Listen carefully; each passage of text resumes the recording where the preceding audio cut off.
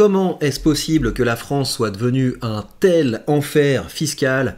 Élément de réponse grâce à cette vidéo. Pourquoi? Parce que DataGull, qui est censé être une source d'information indépendante, limite, anti-système, et bien dès qu'il s'agit d'aborder le sujet de la fiscalité, on rentre dans le rang et on contribue à renforcer le narratif.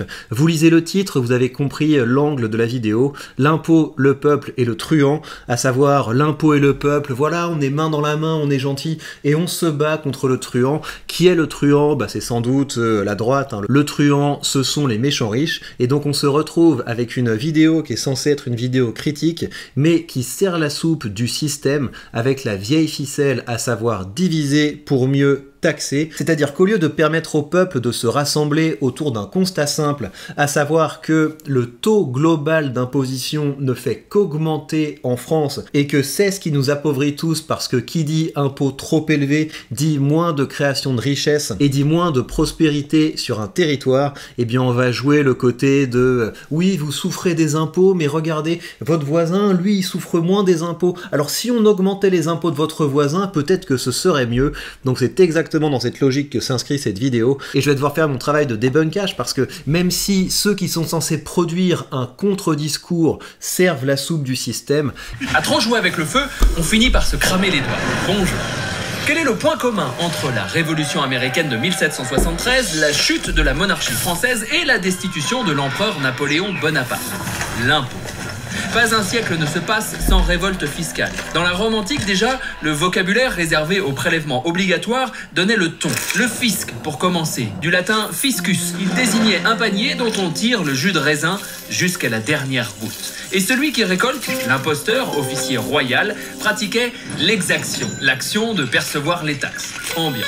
Mais ce n'est pas le principe de mettre au pot commun qui met le feu aux poudres. Voilà, et donc là vous avez compris le sophisme de base de la vidéo, et vous allez voir que politiquement c'est très intéressant, parce qu'il y a également une récupération politique à la fin, on y reviendra, parce que ça nous montre à quel point le collectivisme est puissant en France. Et donc qu'est-ce qu'ils font ici? Au début de la vidéo, ils essaient de capitaliser sur le ras-le-bol fiscal, on est ensemble les gars, c'est n'importe quoi ce qui se passe avec vos impôts, et ensuite, plutôt que de questionner la légitimité de l'impôt, on arrive vers oui mais en fait avoir un pot commun c'est quand même pas mal, c'est quand même sympa. Le problème c'est l'utilisation qui est faite des impôts, et c'est à partir de là qu'au lieu de se demander mais au fait pourquoi les impôts ne font qu'augmenter en France, on arrive au principe de diviser pour mieux taxer, et c'est comme ça qu'on se retrouve dans cette situation de dingue où, alors que la France est déjà le pire enfer fiscal de la planète, on va se manger un budget avec des augmentations d'impôts. Donc vous voyez comment ça marche, et ça c'est quelque chose qui va revenir tout au long de la vidéo. On bombarde de faits et d'animations, et là encore c'est pas des chiffres, hein, parce que c'est encore pire quand il y a des chiffres.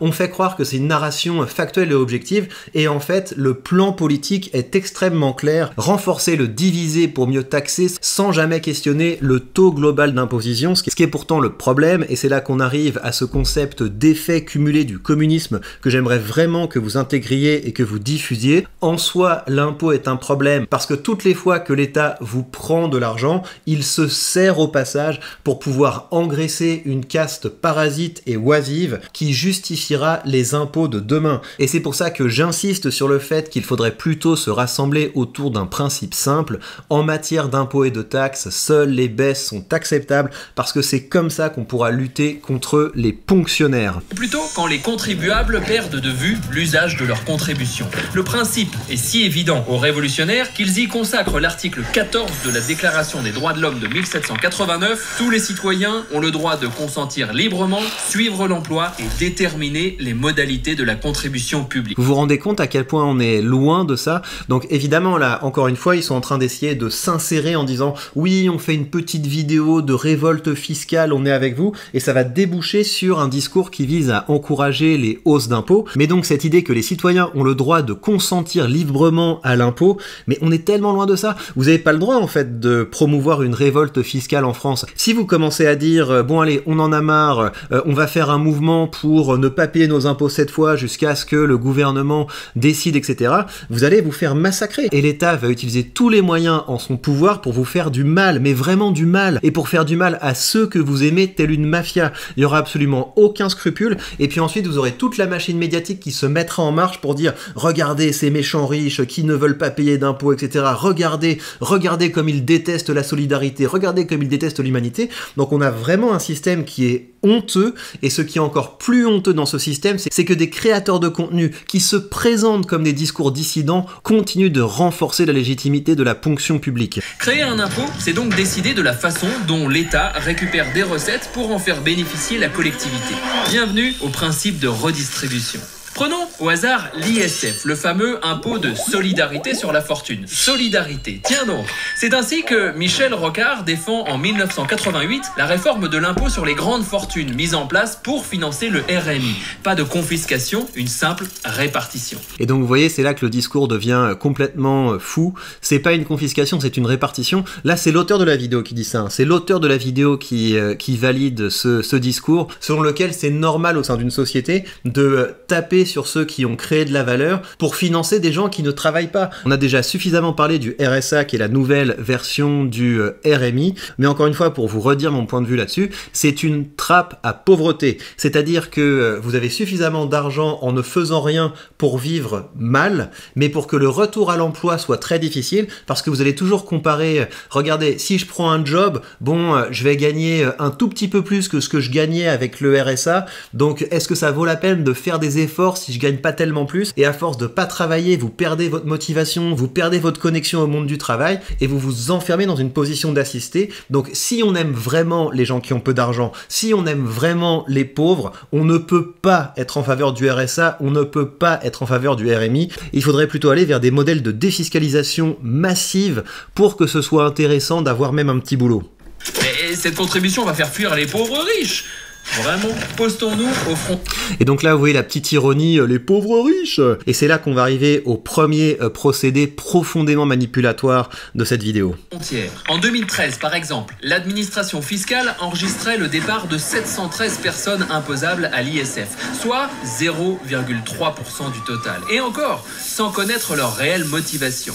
Selon la banque Crédit Suisse, la France serait même le deuxième pays d'accueil des plus fortunés après les États-Unis, avec plus de 2 millions de millionnaires en dollars. Adieu, mythe de l'exode fiscal. Là, vous voyez déjà comment fonctionne la rhétorique de cette chaîne, c'est-à-dire qu'on vous balance des chiffres au service d'un narratif, mais on vous donne pas le temps, en fait, de comprendre ce qui est dit.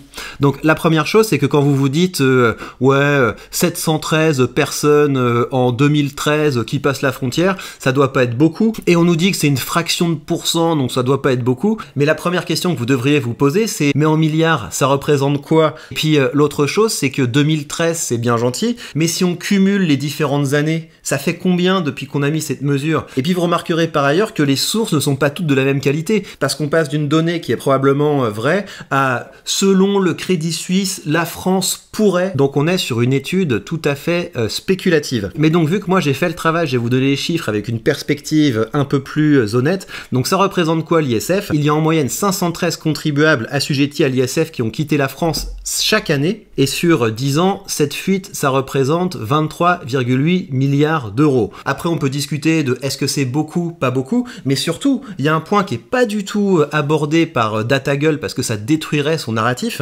Combien de gens sont partis de France avant d'être riches? Combien de gens se sont dit j'ai pas intérêt à devenir riche en France parce que sinon je vais me faire massacrer, je vais plutôt aller entreprendre à l'étranger? Comment est-ce qu'on mesure cette perte liée à une fiscalité qui est tout à fait délirante? Et ben moi je vais vous dire comment on peut le mesurer. Il suffit de regarder le CAC 40, qui sont censés être les fleurons de notre industrie, et réaliser que dans le CAC 40, il n'y a que des entreprises qui appartiennent à des industries du siècle passé. C'est-à-dire que notre pays, à cause de sa fiscalité, est absolument incapable de produire des entreprises prospères dans les domaines où ça pèse. Et ça, ne vous y trompez pas, à l'échelle de la collectivité, c'est pour ça que la France souffre. C'est pour ça qu'on s'appauvrit de plus en plus. Et c'est pour ça que la croissance de la France, c'est zéro. Et contrairement à ce que disent les bobos décroissants, un pays en décroissance, ça veut dire qu'on s'appauvrit. Et si vous ajoutez là-dessus une fiscalité toujours plus confiscatoire, parce que c'est ça qui est en train de se passer, vous avez les gauchistes qui viennent en disant « Oh, regardez, il y a plus de pauvres, il faut faire payer plus d'impôts », c'est toujours le même problème en France, c'est qu'on a un système collectiviste qui crée toujours plus de pauvreté, et les gauchistes se débrouillent toujours pour accuser le libéralisme des conséquences de ce collectivisme.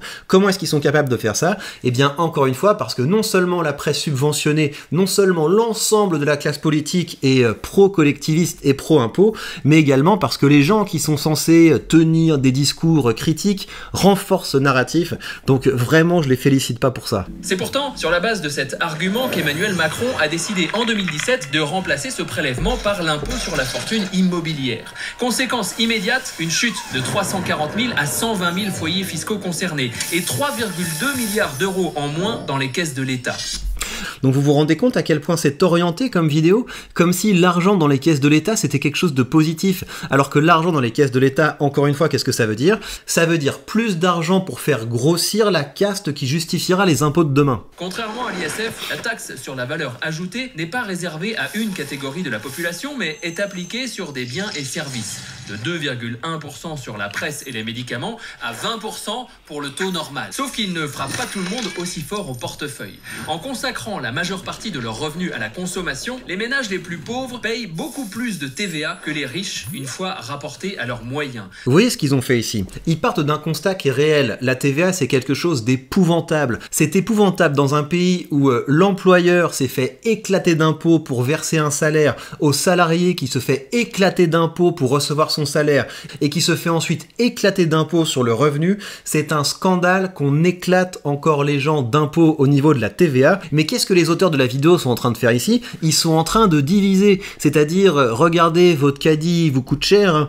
et ben pendant que votre caddie vous coûte cher, il y a des méchants riches, ça leur coûte moins cher en fait. Donc il faut augmenter les impôts des méchants riches. Et encore une fois, on ne questionne jamais cette question du taux global d'imposition, alors que c'est ça qui nous appauvrit tous. Le CICE, crédit d'impôt pour la compétitivité et l'emploi. Notre plus grosse niche fiscale avec 16,5 milliards remboursés en 2017. Il a massivement bénéficié aux grandes entreprises. En 2016, le groupe Carrefour aurait ainsi reçu un chèque de 134 millions d'euros du Trésor public. Et donc ça, c'est une autre manipulation grossière de cette vidéo. C'est qu'est-ce qu'ils sont en train de faire là? Ils sont en train de vous faire croire que les grosses entreprises reçoivent des chèques du Trésor public.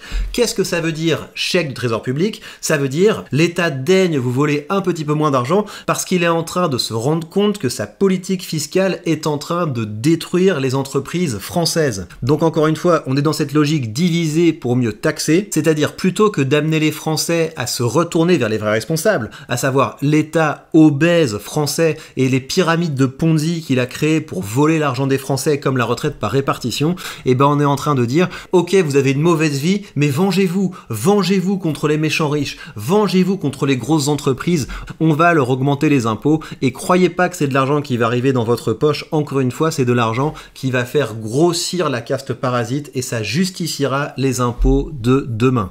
Face aux enjeux qui s'imposent désormais, péril climatique, fragilisation des classes moyennes et abandon des démunis, réfléchir à l'impôt sans les contribuables semble une invitation à la bataille rangée plutôt qu'à la lutte contre les inégalités. Vous avez vu ce qu'on a fait? On amène l'écologie sur la table, on amène les inégalités sur la table.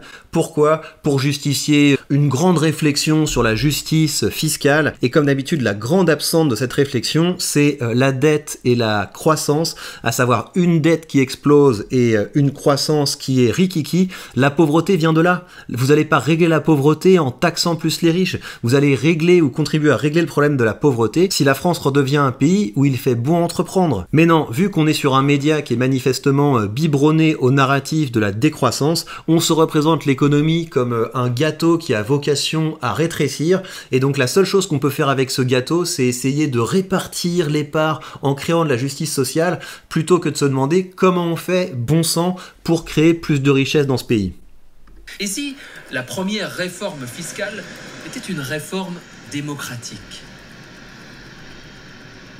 Et Célia Ludowski, première. Célia Ludowski, citoyenne gilet jaune. Ce que je demandais à travers la pétition, c'était ok, on nous taxe et on augmente les taxes davantage pour financer la transition écologique, mais qu'est-ce qui a été fait aujourd'hui pour préparer cette transition? Voilà, et les arguments que je trouvais, c'était on augmente les taxes pour que vous puissiez délaisser de plus en plus le véhicule. Sauf que dans certaines zones, c'est pas possible de le faire.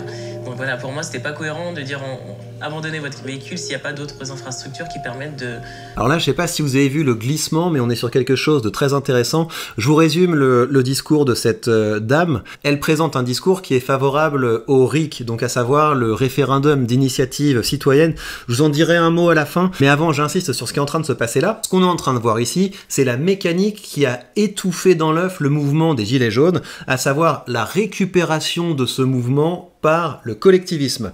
À la base, et cette dame en est une illustration, le mouvement des Gilets jaunes, c'était un mouvement pour la liberté et contre l'impôt, à savoir j'en ai marre que l'État m'empêche de circuler, j'en ai marre que l'État considère que ma propriété est sa propriété et qu'il m'empêche d'être libre en augmentant constamment les taxes que je fais sur mes kilomètres. Et donc on passe de ça, qui est un mouvement tout à fait légitime, à, et on l'a entendu dans son discours, je veux bien abandonner ma voiture individuelle, mais dans ce cas-là, il faut me donner des infrastructures. Et c'est là qu'on embraye sur la logique gauchiste. Ce serait bien qu'on puisse mettre un TGV dans votre village, ce serait bien qu'on puisse mettre un RER électrique dans votre village, mais malheureusement les services publics sont sous-financés, et donc finalement la seule solution c'est que vous commenciez à militer avec nous pour augmenter les impôts sur les riches. Et c'est comme ça qu'on part d'un mouvement de colère citoyenne tout à fait légitime, et qu'on arrive à le récupérer et à l'intégrer dans un narratif pro-impôt. Et comment on a fait ça? Grâce à la logique divisée pour mieux taxer. Donc on est dans une vidéo, encore une fois, sous couvert de « ouais, on est des révolutionnaires, on s'inscrit dans le cadre de la révolte ». C'est une vidéo qui fait le service après-vente pour l'État collectiviste français. Mais je vous dirais que c'est intéressant, un peu de la même manière de Eureka, hein, j'inscris ça dans la même logique que la vidéo d'Eureka. On sent qu'une colère anti-impôt monte, donc on ressort la vieille carte,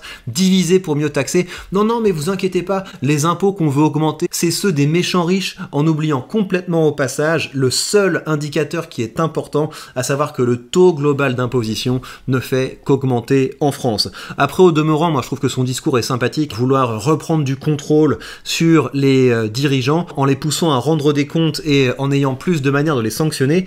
Le problème, c'est que si vous instaurez aujourd'hui quelque chose comme le RIC, à votre avis, qui va avoir le temps de militer, qui va avoir le temps de discuter, qui va avoir le temps de partir en campagne? Eh bien, ce sont les gens qui sont payés par vos impôts, et je vous laisse deviner quelles mesures ils vont porter avec le référendum. Je vous le donne en mille, des augmentations d'impôts. Donc le RIC, pourquoi pas, mais dans ce cas-là, les amis, il va falloir un petit peu se préparer, parce que sinon je peux vous assurer que le point de vue des entrepreneurs et le point de vue des créateurs de valeur, et plus généralement le point de vue de ceux qui bossent, ne sera pas entendu. Et pour vous aider à adopter les bonnes pratiques pour pouvoir défendre efficacement vos points de vue, je continue mon travail de formateur, je continue mon travail pour développer vos compétences, et je vous ai créé un tout nouveau document que vous allez pouvoir recevoir gratuitement, où je vous présente 7 bonnes pratiques que vous devez intégrer d'urgence dans votre création de contenu en utilisant l'IA et en particulier ChatGPT. Ça va vous aider à créer du contenu beaucoup plus rapidement, ça va vous aider à créer du contenu de meilleure qualité, et ça va vous permettre de faire un bond de productivité, parce que quand comme moi vous n'avez pas une équipe qui bosse pour vous, quand comme moi vous n'avez pas des subventions gigantesques d'argent public pour vous aider à créer votre contenu, eh bien vous avez intérêt à être ingénieux et à exploiter à fond l'intelligence artificielle. Donc je vous présente les meilleures pratiques que j'ai intégrées grâce à ce document.